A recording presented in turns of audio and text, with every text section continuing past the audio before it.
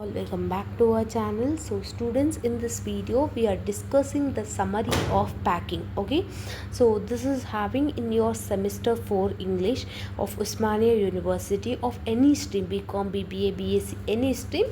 So meeku packing ane oka lesson anedi English subject lo undi. So today in this video we are discussing the topic, the lesson packing.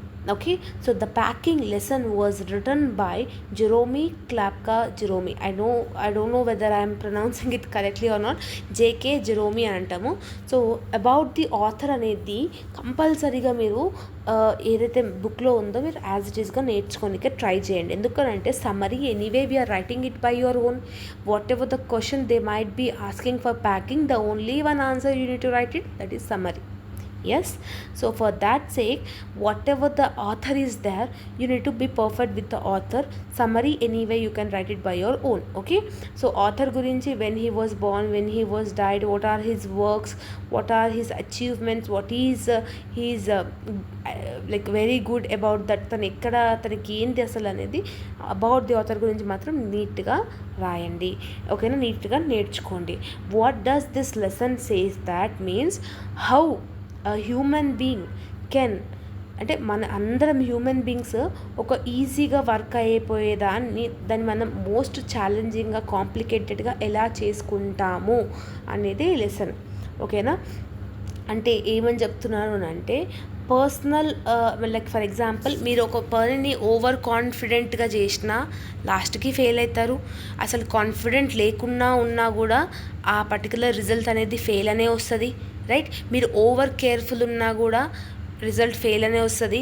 Like unnecessary ప్రాబ్లమ్స్కి కూడా మీరు over stressed అయిపోయి over confident ఉన్నా, over రెక్లెస్గా ఉన్నా కూడా ఇదంతా జరుగుతుంది అనమాట. ఈ లెసన్లో ఆథర్ ఏమని చెప్తారనంటే, as a human beings, many of the human beings చిన్న చిన్న ప్రాబ్లమ్స్కి ఎలా పెద్దగా చేసుకుంటారు, ఎలా ఫీల్ అయిపోతారు, దాన్ని ఎలా కాంప్లికేటెడ్ చేసుకుంటారు, why they are letting them life, అంటే మన లైఫ్స్ని మోస్ట్ ఛాలెంజింగ్గా ఎలా చేసుకుంటాము అనే దాని గురించే ఈ జేకే జెరోమీ అనే ఆథర్ అనేటనే ఈ లెసన్లో డిస్కస్ చేయడం జరుగుతుంది.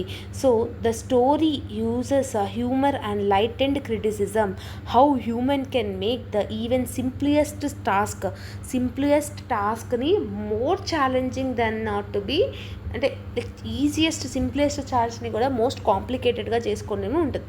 ఫర్ ఎగ్జాంపుల్ కొంతమంది మనం అబ్జర్వ్ చేయొచ్చు, చిన్న పనిని, ఒక చిన్న సబ్జెక్ట్ని కూడా క్లియర్ అవుట్ చేయడానికి 10 సార్లు ఏమంటారు భయపడకుండా ఒక పని చేస్తే మనం ఆ పనిని ఫెయిల్ అయిపోతాం. మనకు వచ్చులే, we can pass the subject అన్నా కూడా ఫెయిల్ అయిపోతాం. లైక్ ఓవర్ కాన్ఫిడెంట్ ఉండొద్దు, అసలు కాన్ఫిడెంట్ లేకుండానే ఉండకూడదు. So you should have your life in a balanced way. You need to balance your what you are having in your life. Yes, Jerome also focuses on relationship and bond between people. అంటే ఇక్కడ bond between people గురించి కూడా చెప్తారు. So ఒక character అనేది ఇప్పుడు కొంతమందితో మనం ఆర్గ్యూ చేస్తాం, కొంతమందితో ఇంటరాక్ట్ అవుతాం, కొంతమందితో నవ్వుతాం, కొంతమందితో ఏడుస్తాం. Yes, so we can do lots of thing to with what we are behaving. Right, so చిన్న చిన్న ఫ్రస్ట్రేషన్స్కి, చాలా టెన్షన్స్కి క్రియేట్ అయిపోయి ఆ ఒక హ్యాపీనెస్ని మాత్రం మీరు కోల్పోవద్దు అని చెప్తారు. ఇప్పుడు ఫర్ ఎగ్జాంపుల్ ఆఫీస్లో ఏదో వర్క్ ఉన్నదని చెప్పి మనం తెచ్చి ఫ్యామిలీ మీద రుద్దినాం అనుకో, even your family will be not happy, your mental health will be not happy, your physical health will be not happy.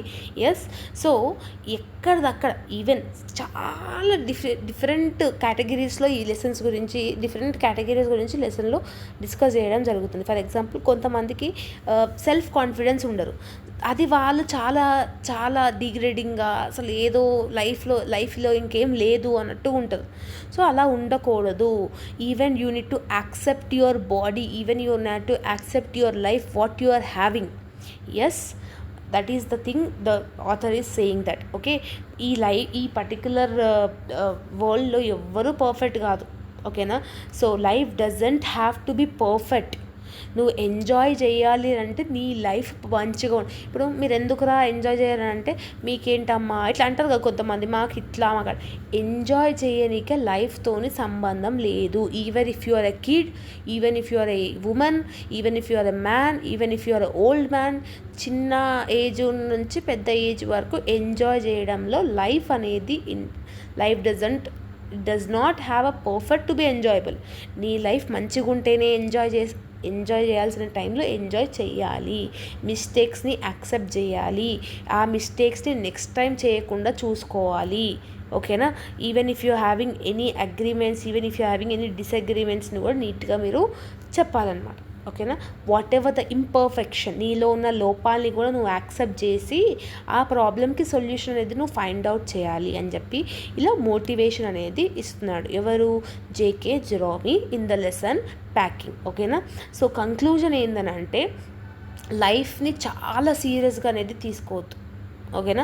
So కొంతమంది ఏమనుకుంటారు అంటే, ఇప్పుడు ఫర్ ఎగ్జాంపుల్ మీ మన వాడుక భాషలో చెప్పాలి అంటే, లైక్ ఇప్పుడు డిగ్రీ చదువుతున్న ఎవరైనా, ఇప్పుడు మీలో చాలా తక్కువ మంది, ఎవరో ఒక్కరు, ఒక 10% ఆఫ్ ది స్టూడెంట్స్ ఎవరైతే ఉన్నారో డిగ్రీ చదివితేనే మాకు లైఫ్లో ఒక అచీవ్మెంట్, డిగ్రీలో ఫెయిల్ అయితే ఇంకా నేను లైఫ్లో చచ్చిపోతా అని ఉంటారు కదా. అంత అవసరమే లేదు. ఓకేనా? సో లైఫ్ని చాలా సీరియస్గా అస్సలుకు తీసుకోకూడదు అని చెప్పి ఒక గ్రేట్ స్టేట్మెంట్ అనేది ఆథర్ అనేది చెప్తారు. ఇది చాలా నిజం. చాలామంది ఏమనుకుంటారు, గర్ల్స్లో కానీ బాయ్స్లో కానీ చిన్న చిన్న ఇంటర్మీడియట్ 10th క్లాస్ వాళ్ళు ఏమైనా ఫెయిల్ అయిపోతే చనిపోతారు.